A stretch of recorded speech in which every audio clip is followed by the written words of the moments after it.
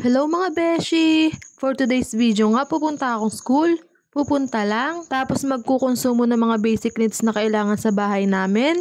Sa ngayon, mga basic needs muna. Wala pa kasing pera pambili ng mga luho-luho na yan. Yung tipong kahit gusto mo, wala kang magagawa kasi nga wala kang pera. At ayan na nga mga beshi, iniikot ko na yung school.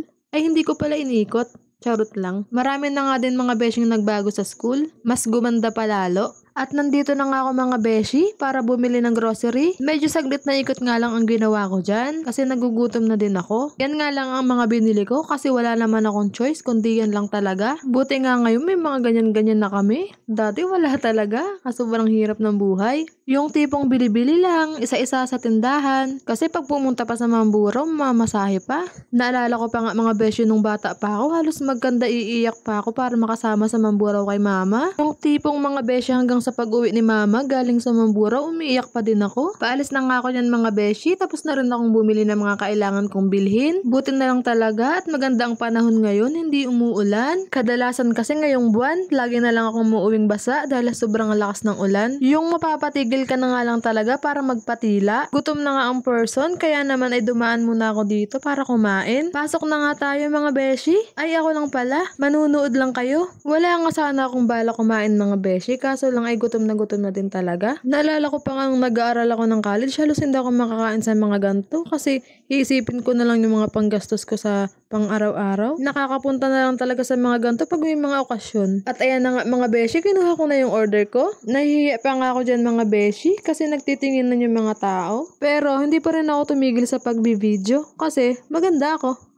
At ayan na nga mga beshi, pinupunasan ko muna yung lagayan ng paggagawan ko ng sausawan. Sobrang sarap nga sa piling na natitreat mo na yung sarili mo kahit wala namang okasyon. Kasi nung bata ka pa, hindi mo naman kasi nararanasan yung mga ganyan-ganyan. Nararanasan mo man pero bibihira lang. Pag nga ako kumakain sa mga ganto at pagtapos ko, pag may natirang mga sili, kalamansi, iniuwi ko sa bahay. Kasi iniisip ko na binayaran ko naman to. Nagtitinginan na nga lang yung mga taong kumakain din dito. Pero wala akong pakialam kasi hindi naman nila ako kilala. At ayan na nga mga beshi, kumakain na ako ngayon. Kain po tayo mga beshi. Habang naghihintay nga ako ng order ko kanina, may lumapit sa aking bata. Nang hihingi ng pera, pambili daw niya ng tinapay. Binigyan ko din naman. Tapos may lumalapit na naman. Kaso hindi siya bata, binata. Tapos naisip ko, ba't kaya ito nang hihingi? Bakit hindi siya magtrabaho? Laking-laki niyang tao. Marami namang pwedeng pag-apply ng trabaho. At ayun na nga mga beshi, hindi ko siya binigyan kasi ang laki-laki niya nga. Tapos pagbalik niya kasama yung bata, nakita ko siya, kinuha niya yung pera sa bata. Grabe yun mga beshi. Ano mga beshi? Yung nag-effort yung bata tapos iba rin pala yung makikinabang. Pero mga beshi, sa tingin ko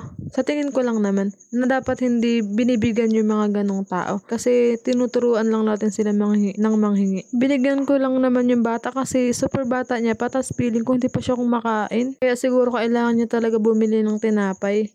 Kaso nakita ko kinuha sa kanya nung lalaking malaking tao. Siguro tamad lang talaga yun. Walang alam na trabaho.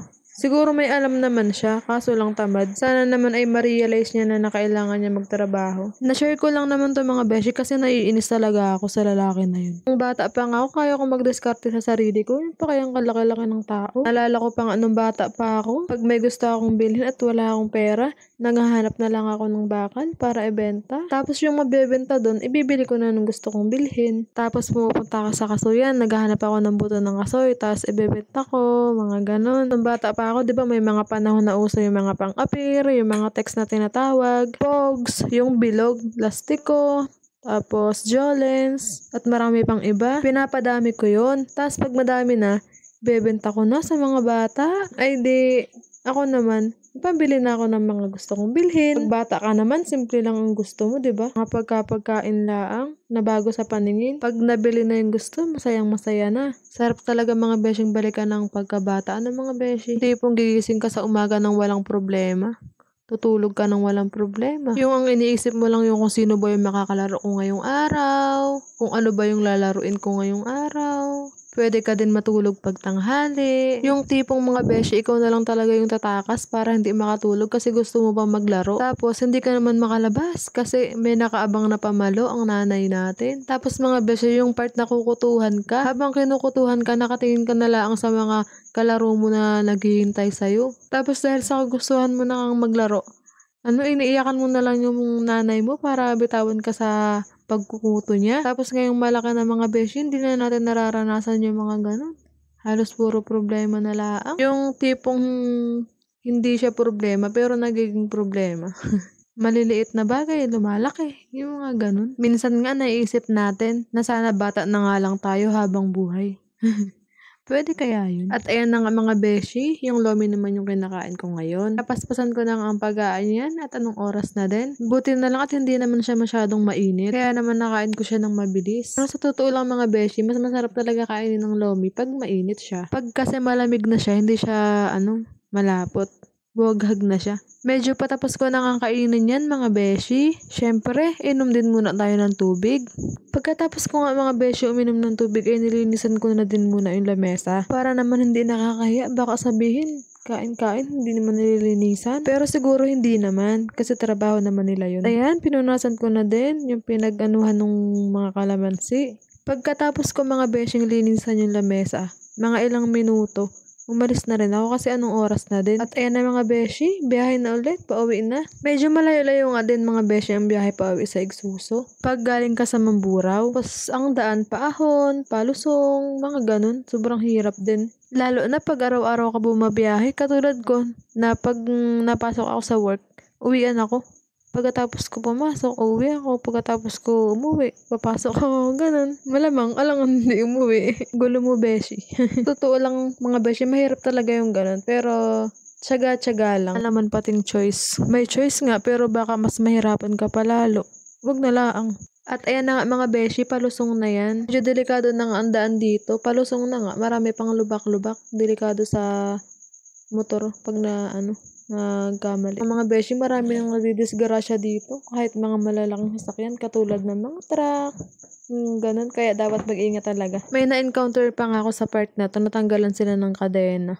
Buti na lang at napreno niya kaagad. Buti din mga beshi, malakas yung preno niya. Kasi kung mahina yung preno niya, dire-diretso siya pababa. Mag-isa lang pa naman siya. May mga tricycle at motor na nagbubungguan, mga ganun. Pero mga beshi, kahit anong uri pa ng sasakyan ang ginagamit natin, mapamotor man yan, kotse, van, truck, mag-iingat po tayo palagi sa ating mga pinupuntahan. At ayan na nga mga beshi, nakauwi na ako sa bahay. Thank you po Lord dahil iningatan niyo ako sa biyahe. Kinuha ko na nga mga beshi yung mga pinamili ko at papasok na rin ako sa loob. Bye-bye na mga beshi! Thank you! Please like, subscribe, and follow my Facebook account. Thank you mga beshi!